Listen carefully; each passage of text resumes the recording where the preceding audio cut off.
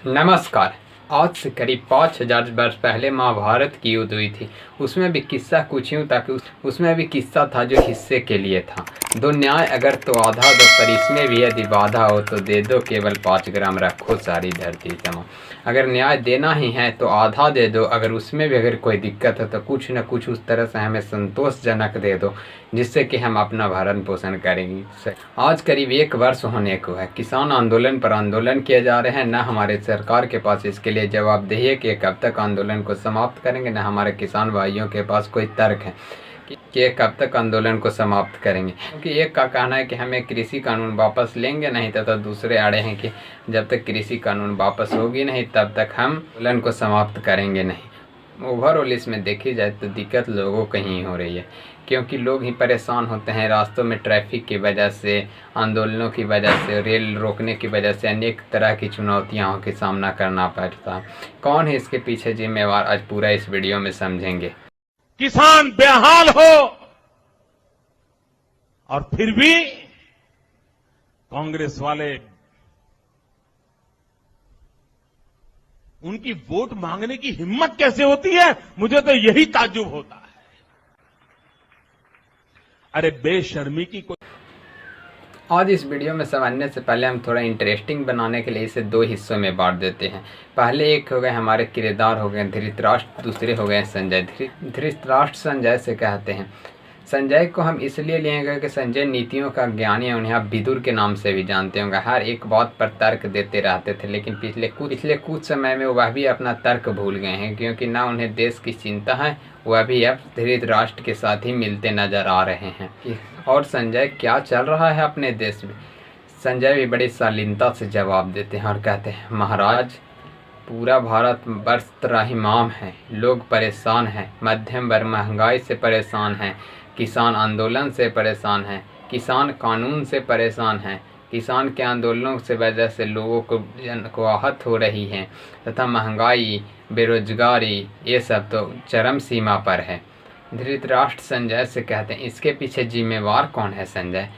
महाराज इसके पीछे जवाबदेही तो सरकार के ही बनते हैं, क्योंकि सरकार पर ही लोग विश्वास करते हैं, उन्हें अपना मत देते हैं। ये भी सरकार अपने कर्मों से कैसे मुकर सकती है? और क्या बदला है इस देश में संजय? संजय भी कहते हैं, महाराज लोग गरीब होते जा रहे हैं। करीब 58 अरबपतियों 1 वर्ष में जुट गए हैं इस भारतवर्ष में। इस भारतवर्ष का विकास तो आप देख रहे होंगे महाराज, लेकिन गरीबी से भी हमारा पीछा नहीं छूट रहा है। अब महाभारत के किस्से से थोड़ा बाहर निकलते हैं। अब मसला आते हैं। आज से करीब 1 वर्ष पहले 17 सितंबर 2020 को हमारे लोकसभा में एक विधेयक लाई गई थी। वह उसमें बताया गया था कि तीनों कृषि कानून के बारे में। उसके बाद 27 सितंबर को राष्ट्रपति के हस्ताक्षर के बाद वह कानून बन गए। जब उसके बाद से यह किसान आंदोलन करते जा रहे हैं। किसान का आंदोलन पहली बार जब दिखने को मिला जब उन्होंने 26 नवंबर को दिल्ली चलो आंदोलन के साथ उन्होंने अपना मार्च शुरू किया। तब से ही किसान प्रत्यक्ष रूप से आंदोलन में शामिल हो गए। न जाने कितने किसान आंदोलन को कर रहे हैं, वह अभी तक करते ही जा रहे हैं। उनका कहना है कि जब तक यह कृषि कानून को वापस नहीं ले लिया जाता तब तक वह आंदोलन करते रहेंगे। परंतु हमारे यहाँ के धृतराष्ट्र को ये दिखता नहीं है कि यह क्या हमारे राष्ट्र के लिए सही है, क्या हमारे देश के लिए सही है। क्योंकि किसी भी देश के लिए सबसे बुरा वक्त तब हो जाता है जब उस देश के जनता रोड पर निकली हो, मतलब सड़क पर निकली हो। क्योंकि सड़क पर निकलना किसी भी देश या राष्ट्र के लिए एक दुर्भाग्यपूर्ण विषय की तरह हो जाता है। लेकिन हमारे देश के किसान तो करीब 1 वर्ष से निकले, लेकिन न हमारी गवर्नमेंट को कुछ उस तरह से सूझ रही है, हमारी गवर्नमेंट कुछ इसके इलाज के लिए कर रही है। इस आंदोलन में ना जाने अब तक कितने किसानों की मौत हो गई, कितने किसान इसमें भूखे परेशान होकर के आंदोलन को समर्थन देते रहे, कितने किसान की मौत हो गई, कितने लोग परेशान हुए। सब इसके पीछे एक वजह है, कृषि कानून। कृषि कानून अगर वास्तव रूप में सही होता तो किसान आंदोलन क्यों कर रहे होते? अगर कुछ उस तरह से है ही नहीं इस कानून में, अगर लगता ही है तो इस कानून को वापस क्यों नहीं ले लिया जाता? आज सवाल यही है कि क्या सही है देश के लिए किसान आंदोलन? किसान कानून तो सही है या नहीं ये तो बात की बात है। वह तो अगर बड़ी पन्नों में आप पढ़िएगा तभी पता लगेगा कि सही है या नहीं सही है। लेकिन उससे पहले भी आप सोच लीजिए, अगर आपको हम कुछ देने का प्रयास कर रहे हैं, वो आपको एक्सेप्टेबल नहीं है, आपको लगता है कि हमारे लिए सही नहीं, तो वह कैसे सही हो सकता है। जैसे कि हमारे देश में अगर एक दो किसान उसके विरोध में होते तो कह सकते थे, न जाने देश के कितने सारे किसान, कितने सारे आवाम सब उसके समर्थन में हैं कि नहीं, यह कानून बिल्कुल नहीं सही नहीं है, कि हमारी गवर्नमेंट को क्यों न इस कानून को वापस ही ले लेनी चाहिए, क्योंकि ना तो उससे हमारे देश को फ़ायदा है, जब लोगों को ही फ़ायदा नहीं होगा तो देश को फ़ायदा होने से क्या फ़ायदा, क्योंकि लोग ही देश को बनाते हैं, देश कभी भी लोग को नहीं बनाता। इसलिए जब तक लोग खुश नहीं रहेंगे तब तक वो देश खुश नहीं रहेगा। अब इन्हीं समय के दौरान करीब 1 वर्ष से किसान आंदोलन जारी है, लेकिन किसान को कभी खालिस्तानी बता दिया जाता है, कभी उस तरह से बता दिया जाता है कि इन्हें बाहर से फंडिंग होती है, विदेशों के फंडिंग के द्वारा यह चलते हैं, इनका भरण पोषण विदेशों के द्वारा खास मंशा से रहते हैं, यह राजनीतिक टिप्पणी करते हैं, राजनीतिक में उतरते हैं। तब सवाल यह है कि क्या किसान के लिए राजनीतिक सही है या नहीं, क्योंकि एक किसान एक वर्ग को रिप्रेजेंट कर रहे हैं, कुछ खास समूह के तो कर नहीं रहे हैं, क्यों ना करे राजनीति, इसके पीछे भी हम तर्क देते हैं।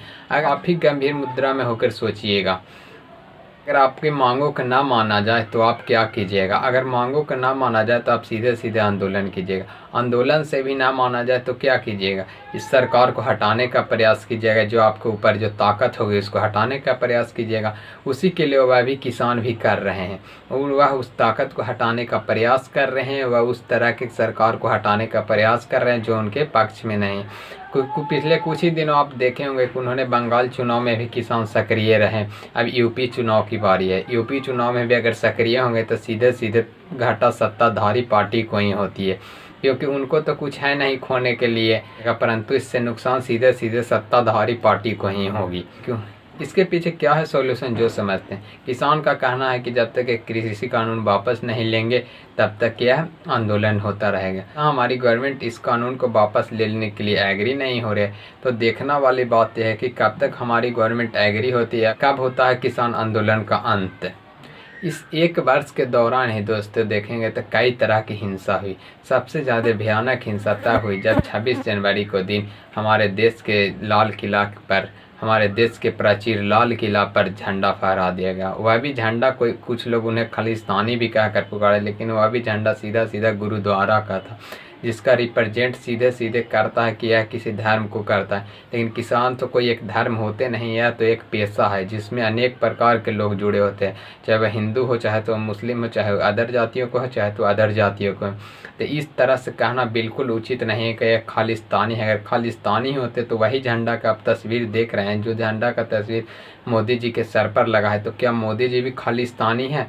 ये सब तर्क की बात नहीं है, सीधा सीधा यह गुरुद्वारों की झंडा थी। यह भी हमारे देश के लिए सही नहीं थी, एक दुर्भाग्यपूर्ण तस्वीर ही थी। लेकिन क्या करें, उतने बड़े भीड़ के आंदोलन को कंट्रोल भी करना किसी के लिए जवाबदेही हो जाती है, क्योंकि उतने बड़े भीड़ को संभालना तो मुश्किल है नहीं। अब हमारे ही देश में अगर हिंसा होती है तो सीधे सीधे जिम्मेवार प्रधानमंत्री तो होंगे नहीं, कहें कि देश तो प्रधानमंत्री के अंदर कंट्रोल करते।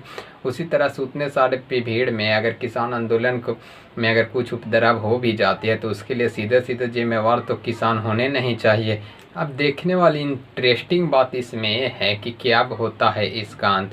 इस 1 साल के दौरान ही आप देखते होंगे तो उन्होंने ठंड से लेकर अपनी मांग को शुरू की, तो वह पूरे ठंड काटे, बरसात काटे, गर्मी के सीजन काटे, लेकिन उसके बाद भी अभी अंत नहीं हुआ, फिर से ठंड आने को है।